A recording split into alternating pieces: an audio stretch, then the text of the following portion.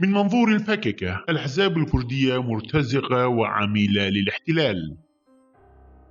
الحق أنه منذ تأسيس الباككة والغموض يكتنف هذا الحزب كما تشوبه الشكوك. فعبد الله أوجلان وقبل أن يبدأ تنظيماته للباككة كان متزوجا من كسيرة يلدرم، ابنة شخصية تركية له صلة متينة وبلا حدود بالمخابرات التركية ميت. كما كانت لكسيرة علاقات مشبوهة ومشكوكة بصديق مقرب من أوجلان الطيار نجاتي كايار، وإن لم تكن هذه الشخصية موضوع الحديث هنا، غير أنه ينبغي التحقق منه في وقت آخر ومقالة أخرى. بعد سبعينيات القرن المنصرم، أي في بدايات تأسيس الباككة، كانت هناك روابط شعورية وفكرية تربط الشعب الكردي بالحركات التحررية الكردية، وخاصة الحركة التحررية الكردية في جنوب كردستان بقيادة الجنرال الملا مصطفى البارزاني. وقد أثر هذا التقارب وتأثيرات الحركات التحررية في الجنوب على مناطق بوتان وهكاري. وحسب رؤية وأيديولوجية الباككة أن هذا التقارب ستؤثر سلبا على مستقبل الباككة. في شمال كردستان كانت هناك تنظيمات وحركات كردية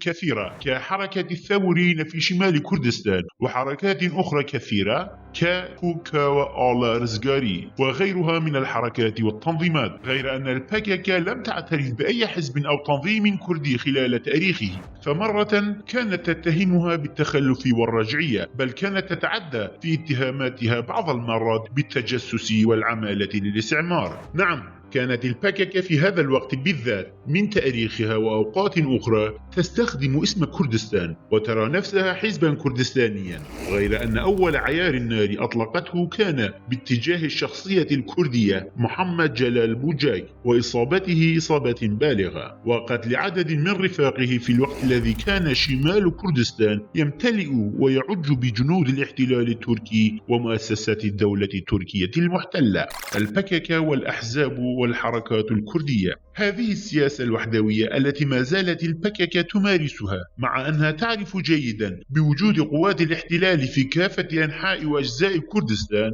غير أنها اتجهت نحو الجنوب بمبرر أنه جنوب الوطن، ونقلوا حربهم للبقعة الوحيدة المتحررة والجزء الوحيد المحرر من كافة أجزاء كردستان. وبهذه السياسة طالبت بغلق القنصلية التركية في العاصمة أربيل مرة ومرات بحجة مهاجمة بعض القواعد العسكرية للجيش التركي في الجنوب، والتي أنشئت حسب اتفاقات عراقية تركية في ثمانينيات القرن المنصرم، وكأنه لا توجد أي قواعد عسكرية أو مواقع للجيش التركي في شمال كردستان. وهذا بحد ذاته خلق شكوكا وتساؤلات جمة للفاهمين العقلاء. ففي تاريخ الباككة لم يبقى تنظيم أو حزب كردي ولا حركة كردية لم تحاربها الباككة. وأكبر الأحزاب الكردستانية والذي يعد من أقوى حلفاء الباككة وهو الاتحاد الوطني الكردستاني لم ينجو من شرور ومكائد الباككة. فكم مرة حاولت الباككة صهر هذا الحزب الكردستاني الكبير على الساحة السياسية الكردستانية، وكل هذا يعود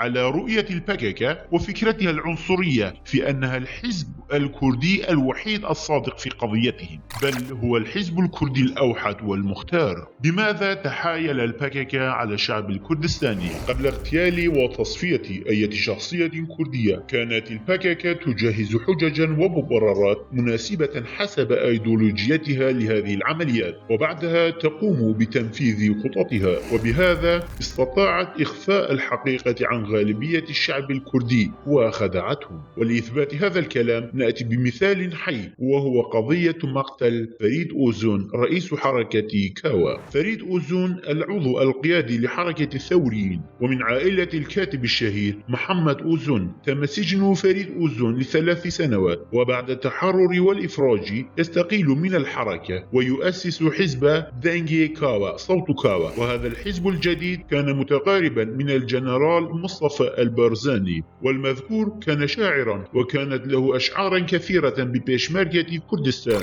وكان يأمل أن يجعل من منطقة سيفراك التابعة لمحافظة أورفا الغرفة مركزا له. وكان أهالي المنطقة سعداء بشخصية فريد أوزون المحبوبة، وخاصة بعد تأسيسه للحزب الجديد. تخوف البككة من وجود شخصية بهذا القدر من الحب والاحترام بين الناس، فقامت باغتياله بطريقة وحشية وغير مسؤولة. ولكي لا تتورط بتهمة قتله، اتهمت عشيرة بوجاك بقتله. الهدف المنشود من قتل فريد أوزون كان إقامة جبهة معارضة لعشيرة بوجاك، وبهذا تستطيع احتشاد الشعب حولها وتآلبهم ضد عشيرة بوجاك. وبعد مرور سنوات على هذه القضية لم يعرف أحد حقيقة مقتل فريد أوزون بيد البككة، غير أنه بعد إلقاء القبض على قيادي للبككة من قبل سلطات الدولة اعترف بكل ما جرى وكشف الستار عن القضية، واعترف أن البككة هي من قامت بالعملية. المواضيع التالية لموقع دارك مازي ستتحدث عن النضال المظلم الحالي للبككة مرحلة مرحلة من سهل البقاع إلى شنغال.